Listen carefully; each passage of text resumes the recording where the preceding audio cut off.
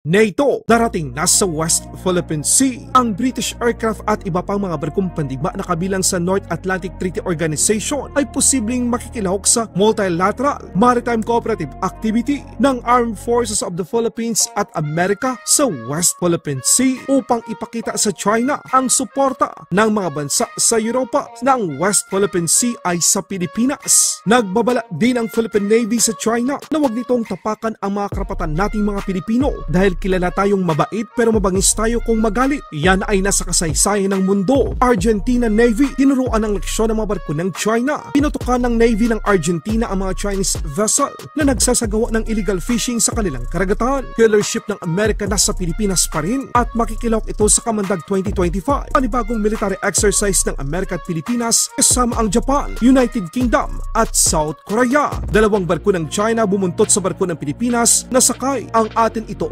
koalisyon na papunta ng Pag-asa Island. Sinita ng BRP Melchora Aquino ang dalawang barko ng China. Hinamon ng Philippine Coast Guard ang illegal na pagpapatrol ng mga barko ng China sa West Philippine Sea. Naku, eto na, NATO Task Force maglalayag na sa South China Sea at sa West Philippine Sea. Isang multinational task force na binubuo ng mga miyembro mula sa mga bansang kabilang sa North Atlantic Treaty Organization ay maglalayag sa rehiyon ng Indo-Pacific region sa lalong madaling panahon bilang tugon sa lumalaking agresyon ng China ayon sa isang opisyal ng Philippine Navy. Kasama sa task force ang isang aircraft carrier mula sa Great Britain at mga puwersang militar mula sa mga bansang binubuo ng NATO sa Europa at North America. Sinabi ng tagapagsalita ng Philippine Navy para sa West Philippine Sea na si Rear Admiral Roy Vincent Trinidad. Hindi ibinunyag ni Trinidad ang eksaktong petsa ng pagdating ng NATO Task Force. Ngunit sinabing malugod na tinatanggap ng Philippine Navy ang deployment nito sa Indo-Pacific region. Binigyan din niya na mamarkahan nito ang unang pagkakataon na magpapadala ang isang international task force mula sa Europe ng aircraft carriers sa rehiyon. Ayon sa hukbong dagat ng Pilipinas, ang ginagawa ng China ay hindi lamang problema ng mga bansa sa ASEAN. Ngayon, tumindig na ang mga bansa sa buong mundo laban sa Chinese Communist Party na sinasabing suportado nito ang katayuan ng Pilipinas sa West Philippine Sea. Ang United Kingdom ay magpapadala ng nasa 4,000 mga sundalo para sa 8 buwang deployment sakay ng HMS Prince of Wales aircraft carrier. Ang aabangan natin dito mga kabayan dahil ayon sa Philippine Navy sasali ang NATO Task Force sa gagawing multilateral cooperative activity ng Armed Forces of the Philippines at Amerika. So these activities, these MCAs will keep increasing at tayo nagpapasalamat sa suporta ng mga partner nations natin. May parating naman na British Task Force, may kasamang aircraft carrier. NATO Task Force ito sapagkat ibang bansa ng NATO nagbigay ng naval vessels nila. This will be coming to the Indo-Pacific. So hindi lamang ASEAN ang involved dito, it's over the whole world. They are standing against China, against the Chinese Communist Party, telling them na we will support the stand of the West Philippine Sea, of the Philippines in the West Philippine Sea. We will support international law in the West Philippine Sea.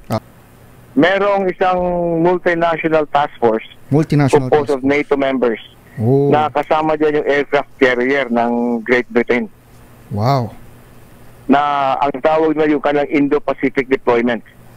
It's the first time a multinational task force centered on an aircraft carrier mula sa Europa ang pupunta sa Indo-Pacific.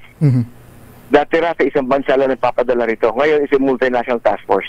Hindi rin makatiis at nakapagbitiw ng babala si Admiral Roy Vincent Trinidad laban sa China. Natigilan na ang pananakot sa mga sundalong Pilipino. Pilipino ang isa sa pinakamabait na lahi, pero ang Pilipino naman ay isa sa pinakamabangis, lalo't kapag inaapakan ng ating karapatan. Ito ay napatunayan na ng kasaysayan. Kung papabayaan mo, meron din naman eh. Pangalawa, ito ay karapatan naman natin. Diba? Eh, ang Pilipino, over history, tayo ang isa sa pinakamabait na tao. But on the other hand, tayo naman ang isa sa mga pinakamabangis pag inaapakan yung ating karapatan. So pinapakita natin sa Chinese Communist Party, huwag nyo kaming basta-basahin sapagkat look at our history. We do not back down from challenges to our rights. Kung pagsupi lang sa mga iligal na gawain ng China, hindi magpapahuli dito ang Argentina matapos pinasok ng Chinese fishing vessel ang karagatang sakop ng Argentina. Agad nagsagawa ang Argentina Navy ng babala sa mga barko ng China upang lisanin ang kanilang nasasakupan. Ngunit may katigasan ng ulo itong mga Chekwa at hindi sumunod sa babala ng Argentina Navy. Dito na pinutukan ng Navy ang mga barko ng China. nuevamente, avisándole que vamos a tirarle a las antenas. A las antenas, fuego libre. Alto el fuego. Detenga sus máquinas ahora o continuará recibiendo más fuego directo. Ok, fuego libre, un Attention disparo. fishing vessel Xing Xuan 626. This is Argentine Coast Guard vessel Matisha. You're responsible for the safety of your crew and your ship. You above?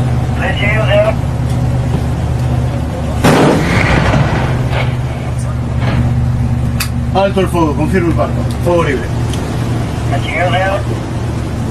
Balitang Pilipinas naman tayo mga kabayan, kinumpirma naman ng Armed Forces of the Philippines na sa ginagawa ngayong kamandag exercise, kabahagi dito ang tinatawag nilang ship killer, ang Nemesis. Nasa Pilipinas pa rin ang Nemesis at muling masusubukan sa muling magkasarib na pagsasanay militar ng Pilipinas at Amerika dito sa bansa. The deployment of the Nemesis, which is the Navy, Marine, Expeditionary Ship Interdiction System, is part of Kamandag. Whether it will be fired or not depends on the actual situation or actual criteria that will be met on the day of the maritime strike demonstration. But the objective is to be able to maximize this particular training activity. As we have mentioned before, we have already submitted to higher headquarters to include and to the Department of National Defense the list of essential or critical capabilities that the Navy or the AFP intends to have.